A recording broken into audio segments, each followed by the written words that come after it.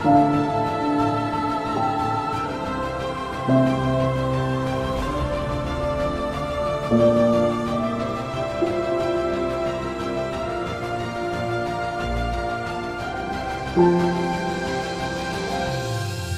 have always stated that our independence cannot be complete if in fact there is any part of the world where the black man is not accorded his rightful position in society.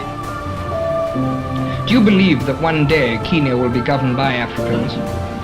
I believe that one day Kenya will be governed by a democratic government, representative and elected by the people.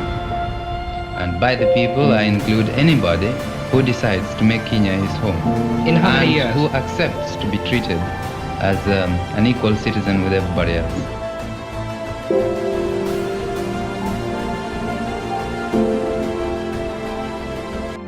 Hello, my wonderful viewers. Welcome back to my channel. It's your girl, Onimi Nimi, and I must appreciate you, my viewers, for always coming back to watch my video. And if you are a first timer, kindly subscribe, like, and share so as not to miss my wonderful video as soon as I upload them. And today, I am in Mbita, Rusinga Island in Homa Bay County, and we've decided to explore the Tom Mboya or learn the Tom Mboya history, and I am at the Tom Mboya Mausoleum so as to learn this wonderful history of our hero, the late Tom Mboya. So come along with me. How are you, sir? Good afternoon. Good afternoon to you. Asante sana. Allow me to welcome you to the Tom Mboya Mausoleum. My name's Paul Ndiege, and Paul is one of the curators of the Tom Mboya Mausoleum, as well as one of Tom's younger brothers. This is a brother that was born so many years after Tom's death. So the mausoleum stands within the Ndiege family homestead, Tom having been born to the late Leonardus Ndiege and Marcella Wool. So Ndiege was a polygamous father of 5 wives, Tom's mother Marcella being the first wife, followed by 4 others. As we are standing here today, we lost both Tom's parents, Marcella and Ndiege, in the year 1987, which was 18 years after Tom's death. So we still have the 4 surviving 4 mothers. My mom happens to be the 5th one, and everyone who lives today stays within the family, the main family homestead right behind that wall. So Tom had been the very first child and son of this family, and by the time of his assassination on the 5th July 69, Tom had his second house, a very modern one, which stood somewhere outside here. We are sorry the same was demolished, but plans are underway to reconstruct it as original for historical purposes. But initially, as a Luo, Tom had his traditional first structure, the Simba, which stood somewhere into the compound. So Tom's mausoleum that we're seeing today was built 2 years after Tom's assassination and burial, and that was in 1971. Most of his friends from all over the world, out of his connections, thought of honoring Tom in a special way. So the mausoleum was built. Tom's grave is right within the mausoleum compound. We can see it even from here. Then we have the gallery building, which was designed to symbolize the bullet that felled Tom. That's why as you look at it right from the base to the tip, outside, it takes the shape of the bullet. But on the main door, or on either side of the main door, is an inversion of a coffin shape running downwards, and just above the door handles is the shape of the cross. Tom had been a devout Catholic faithful. So right within the hall are a few of Tom's collections in terms of mementos, awards, honors, and name it. At the tail end of this, I'll walk into the hall so that you can learn more about the same. But today, you'll have to see the briefcase, or the starkest reminder of Tom's assassination, the briefcase that he was holding when he was shot. Maybe if you give it a keen look, you could reveal some faint traces of blood stains that remind us of the assassination as well. As well is the flag that draped Tom's casket among other collections in terms of mementos, awards, honors, and a lot of artifacts. So this having been built in 1971, apart from Tom's grave is a white man's grave. At one time, Tom had a stint at Oxford University through a scholarship by the trade union movement then, and that was in 1955-56. So he met a fellow student from the US by the name William Scheinman, an American, who later became a very close friend of his, and William would also partner in most of Tom's projects, including the airlift program, in which he was the chairman who led in soliciting funds and even scholarships. So as the friendship grew closer and closer, he chose to write a will to the effect that in death his remains be cremated beside where Tom would be laid to rest. So in this scenario, William lived for 30 years after Tom's death. That was right from 1969 to 99. He had been a very close family friend of the family and would attend most of Tom's memorials. So he made his last visit in 99, 30 years after Tom's death. As he traveled back to the US, he died out of natural causes.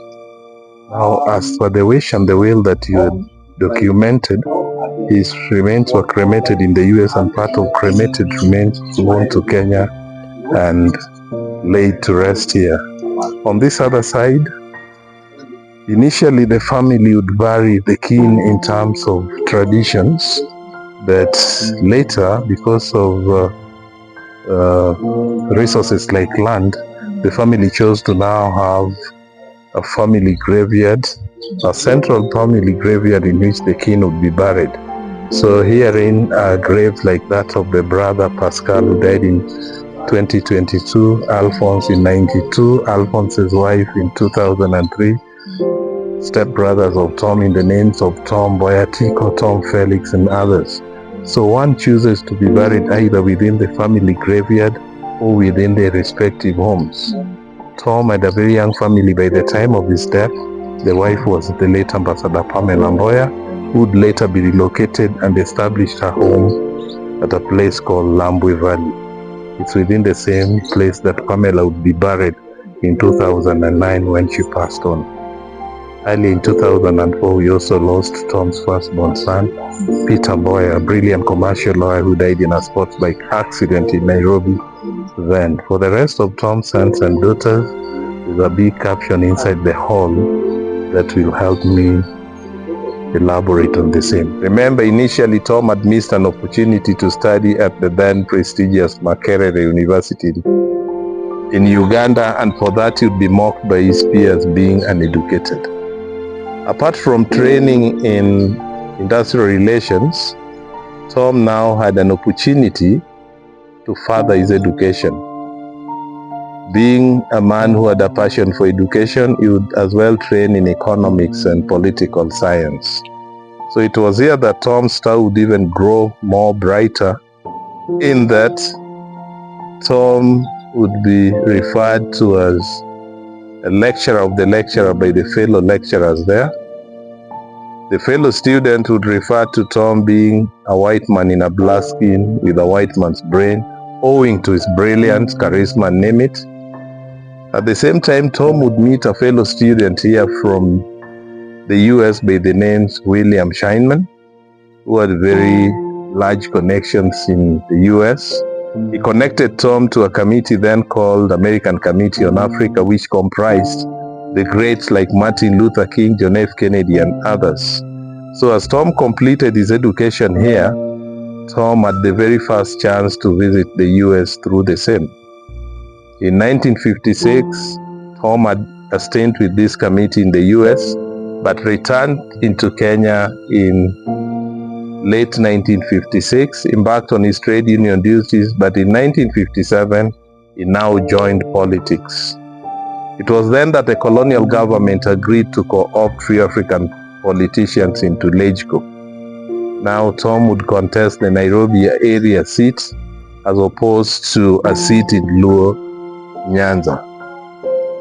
Tom chose to do this because he never wanted to identify with a given tribe or race. He stood for one Kenya, one people. He won his seat just like other African politicians. Moi won in the Rift Valley, Ngala at the coast, and even Odinga in central Nyanza, and many more. So the African elected members came together and formed an organization which they called African Elected Members Organization, and this would be the tool that they will now use in pursuit for Kenya's independence. Out of this organization, a delegation was sent to the Lancaster House conferences to deliberate on Kenya's independence, and this is what birthed Kenya being an internal self-government of 1st June 1963. It was here that Kenyatta was appointed the Prime Minister and mandated to come up with a cabinet and Kenya's first government. Here, Tom served as Kenya's first Minister for Justice and Constitutional Affairs, and that's why Tom had a big hand in the drafting of the very first Kenya's constitution. So here was a preparatory phase in which they would prepare to become a republic a year later in 1964. So there were things they would want to put in place. Apart from the constitution, they would go for the national flag.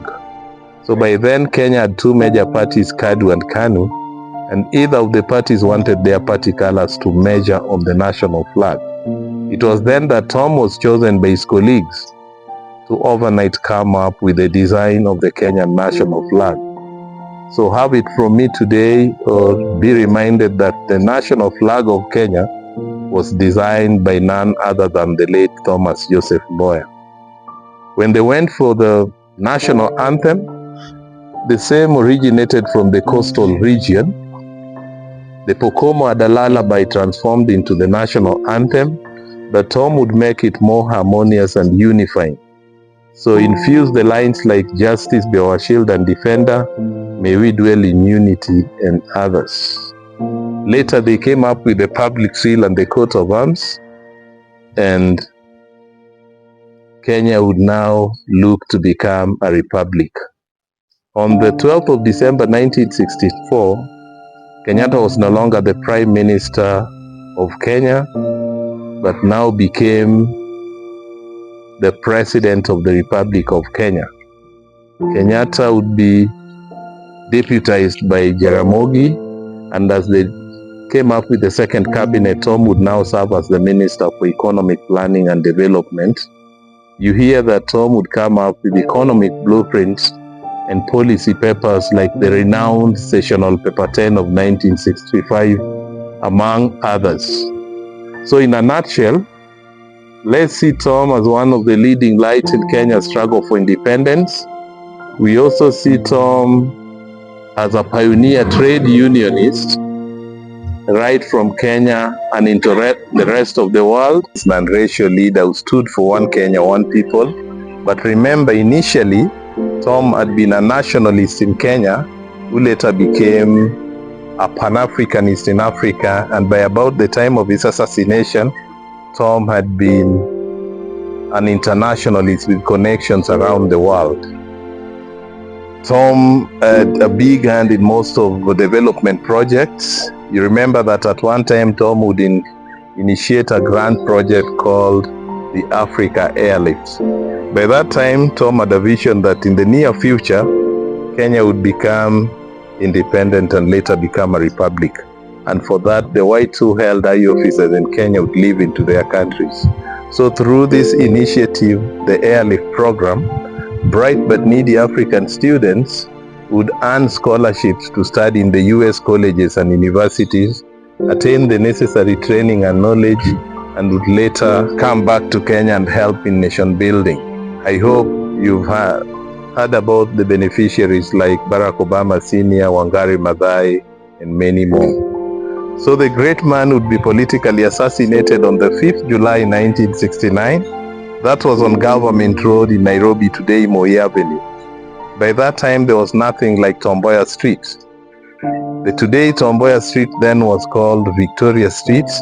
Tom Mboya Street came into being 2 months after Tom's assassination in 1969, when Victoria Street was renamed Tom Mboya Street in Tom's honor. Tom was killed on Government Road, today Moi Avenue, as he had just walked out of a pharmacy then called the Chani Pharmacy. A gunman by the names Isaac Naash Njenga shot Tom twice, and as Tom was rushed to Nairobi Hospital, it was a bit late. Tom was pronounced dead. Having been pronounced dead, there followed chaos, protests, and demonstrations against Tom's assassination, and the country became a bit ungovernable. Here, Tom would have to be buried as quickly as possible so that normalcy would return, and Tom was buried 6 days later. That was on the 11th of July, 1969. Today, the remains have been inside here for the past 55 years. So 2 years after his burial, that was in 1971, most of Tom's friends and the family came together and built the memorial. So this was never a project by the government, but was done by friends and the family. So out of the architectural design, you may realize that today the main building was designed in the shape of that bullet that fell Tom, right from the base to the tip outside. Within that hall are a few of Tom's collections in terms of mementos, awards, honors, and name it. At the tail end of this, I'll walk into the same, but notice that on the door, or on either side of the door, is an impression of a coffin shape running downwards. Coffin shape. Then above the door handles, we have the shape of the cross. Tom had been a devout Catholic faithful. We earlier learned that Tom had met a fellow student at Oxford University by the name William Scheinman. Scheinman is the one who connected Tom to the American Committee on Africa, who gave him the very first chance to visit the US in 1956. After the education, they became very close friends, and William's efforts would be felt in most of Tom's initiatives.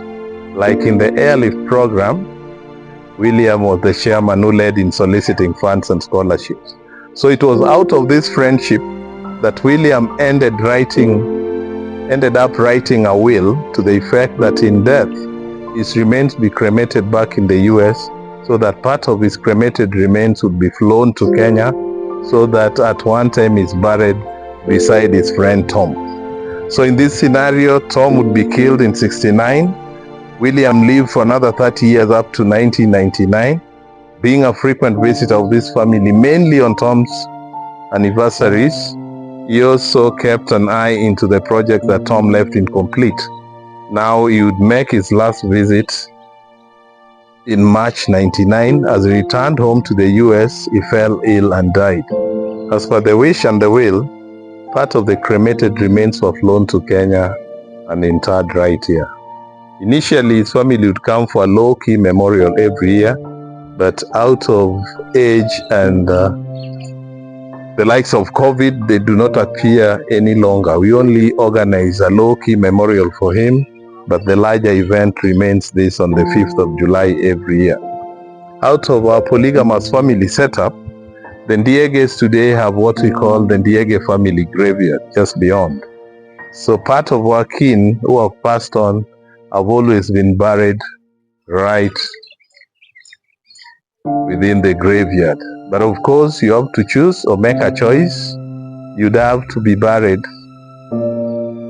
wherever you choose. Like today, I would decide to be buried within my own homestead or within the family graveyard with the rest of the family members. Tom had a very young family by the time of his death. The wife was called Pamela Mboya, who later became Ambassador Pamela Mboya. Remember, by that time, she was still resident here in the second house, which was very large. But now, out of traditions, Pamela would have to remarry. She would have to be inherited by Tom's follower brother Alphonse.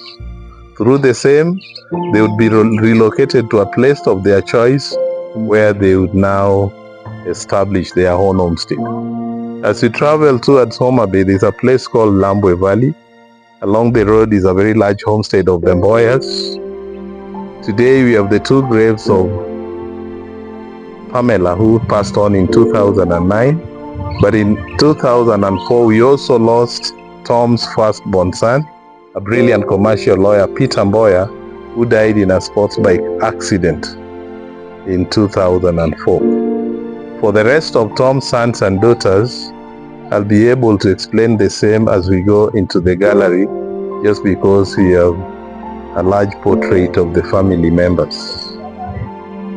Just to wind up, be informed that the man who shot Tom Jenga was apprehended and presented before the courts of law. Yeah?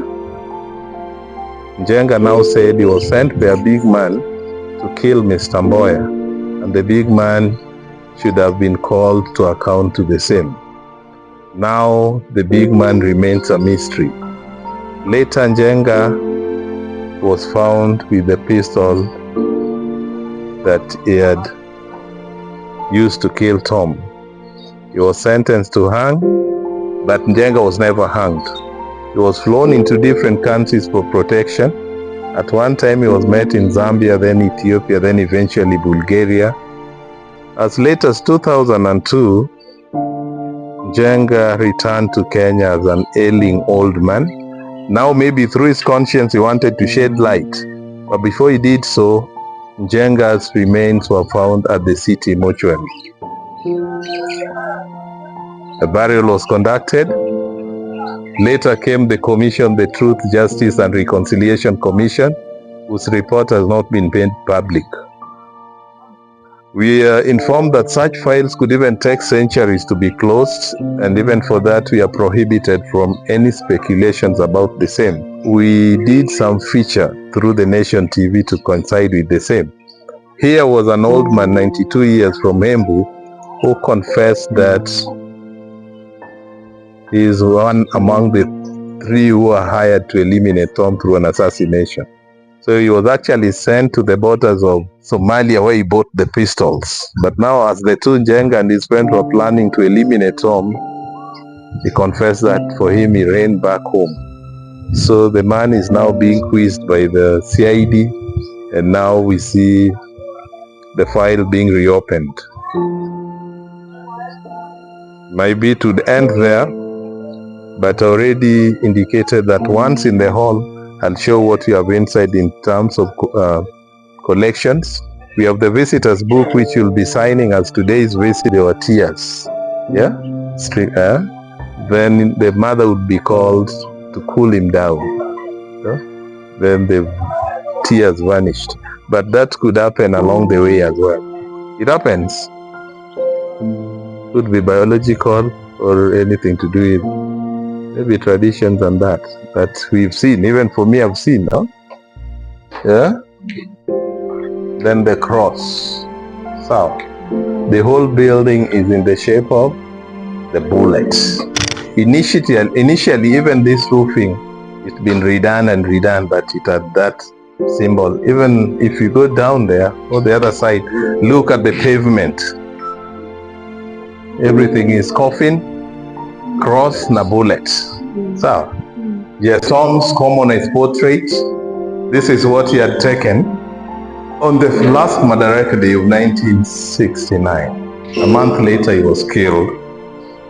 The Kanu government, the Secretary General, and the party leader and comrades, he would sit on this on one occasion when he was made a Luo elder. So maybe as we'll be signing the visitors book, each of you will get a chance to sit on this. And today I want to make you Luo elders as you go back. Kambas are the ones who do this. So these were gifts from the Kamba community. The Kisis do the soapstone bit, yeah? Now the starkest reminder of Tom's assassination is that briefcase which he was holding when he was shot. Later you can have a keen look and reveal some faint traces of bloodstains. Second cabinet of 1964, Kenyatta was the president, Jaramogi the vice president, and Tom was the minister for economic planning and development. You remember Tom came up with the session on paper 10 of 1965 and others. So today, as we pass the bridge, initially they would use the canoes right there. After the canoes, Tom would be able to bring a ferry that was called the chain ferry, tied on the shores of Mbita and the shores of Rusinga, but propelled by the pulley. Are we together? So as Tom's body was being crossed into Rusinga from Mbita mainland, they would use the same ferry. But now this picture tells the story. Right ferry, the hearse disembarking from the ferry, it's almost into Rusinga Island. This ferry may get stuck if it comes further. Now the ferry would remain there. It's very shallow here. And the body in Rusinga, the 10th of July, 69. Tom was a staunch Catholic faithful. His wedding was officiated by the then Pope John the 23rd, who came from the Vatican then, at St. Peter Club at Racecourse Road in Nairobi, 20th of January 1962. For his honeymoon, the honeymoon was paid for by the then Prime Minister of Israel, Golda Meir. So this is part of the collections from Israel, that Bible. But because of security concerns, there are things we cannot display as yet. Former American ambassador to Kenya, Michael Rana Bagauzi, in 2007, he donated that clock from the American embassy, paid for renovation works, and even availed funds to daily maintenance. The most recently used visitors' books. These are artifacts from the coastal region. But Tom would become the first black patron Mount Kenya Safari Club in Nanyuki. That's why he was given this. It's even written here.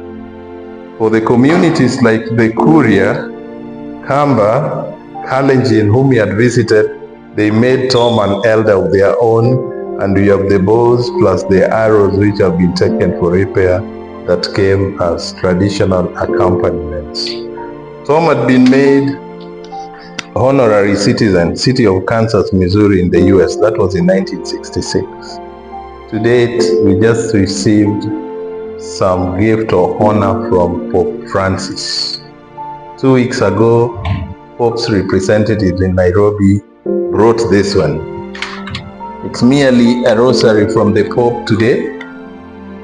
See the Pope Francis, from the Vatican. So he sent his representatives to bring this down to the Mausoleum on Tom's honor, 55 years down the lane, to coincide with the 55th anniversary. Here he was made an honorary citizen, City of Kansas, Missouri in the US. That was in 1966. Other artifacts, we may now see the other side.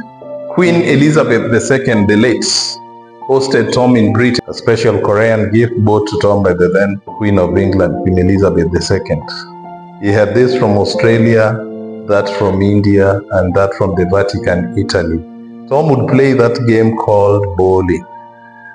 These are the cannonballs. The cannonballs that you'd use in playing that game called bowling. On his first visit in West Africa, he was made an elder in Guinea, Conakry. The same remains as a traditional accompaniment. Because he had a stint at Oxford University, Tom was a top-notch student. So he won the emblem of Oxford as an award. Tom is the only African who attended a launching of a spacecraft in California. This one portrays Gautama Buddha, who founded Buddhism, but partly hidden is a great gift from China. Tom and his colleagues had a band in that cabinet called the Bachelor's Band. So because he loved music and won a dancing competition, the Nairobi Dance Committee presented Tom with this dancing cup. Our local politicians do carry the fly whisk. Today, I have to get it that the fly whisk is a symbol of leadership and authority. The white one symbolized peace, while the black one would symbolize the dark complexion of the African black people. Here, we have the very flag that draped Tom's casket. Yeah, this is the one that draped his casket. He had a honorary degree conferred on him from Roosevelt University in Chicago. That's just one of the nameplates that you'd find on Tom's office desk was a souvenir from the Chinese government. Maybe you notice the dragons. An honor from Japan, the little sacred birds of Japan. The Japanese who come around detail that this is only handed by sitting of former presidents. So we wonder how Tom would do this. But we are aware that Tom had been a genius, and for that everything was possible for him. And bought Tom this on his wedding, that beautiful clock. Now we have part of press cuttings dating from as early as 1959 to the mid-60s. So our visitors are allowed to have a look at them. Anytime you can read and have a look. Like this one is December 11th, 1959, Tom Mboya in Brussels. Yeah. American support, emphasis on politics. Yeah.